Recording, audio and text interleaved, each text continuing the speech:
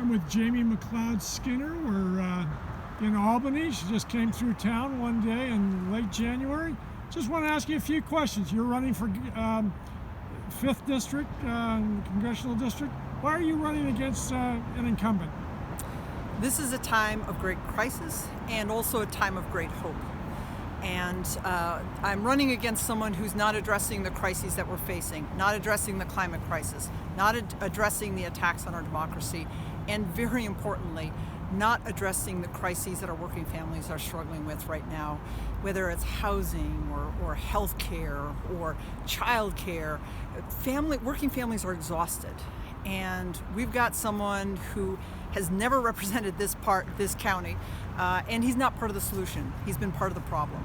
And so I'm running because I want to be part of the solution for Oregonians. Well, let's take a couple issues. What are the most important issues facing the 5th District and our nation? If you went back to Washington, what would you be doing? What are you battling for? Well, first and foremost, the challenges that our families are facing in getting through the COVID crisis.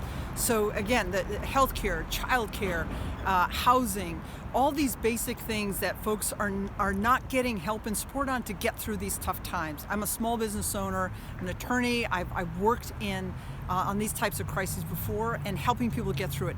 A huge one is our climate crisis. And it's everything from the trajectory that we're facing about we're destroying our climate. We're also seeing the impacts of wildfire, of drought. I've worked in wildfire management and recovery. I know what it's like on the ground to help people through these tough times. I'm running against someone who takes fossil fuel money, who stripped renewable energy programs out of the infrastructure and Build Back Better bills. We need folks who are committed to solutions and not just creating more problems. And again, protecting our democracy, this is critical for us. We've got someone who said that impeaching Trump would be like lynching him. That's not only a slap in the face to our BIPOC communities, that's also not getting it. And so we need someone who's going to be a champion for our democracy and for everyone being involved in our democracy. Now that the voting rights, we know what happened in Congress. What now? What do you see as their next step ahead? Well, we've got to work better across the urban-rural divide. I'm a rural Democrat, a proud rural Democrat, and I have actual experience in bringing people together, focusing on the issues that our families are, and the challenges that our families are facing to create solutions. Democrats have fallen short in that area. So I'm running against someone who has gotten in the way and not been on board with just getting some of this stuff done. Even when he's eventually supported legislation, he's stripped important things out of it. We need someone who really brings people together and creates solutions.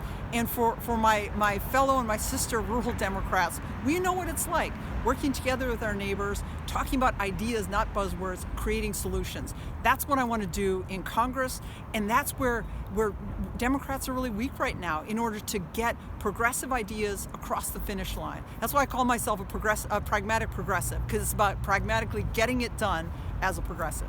Thanks so much. Thank you.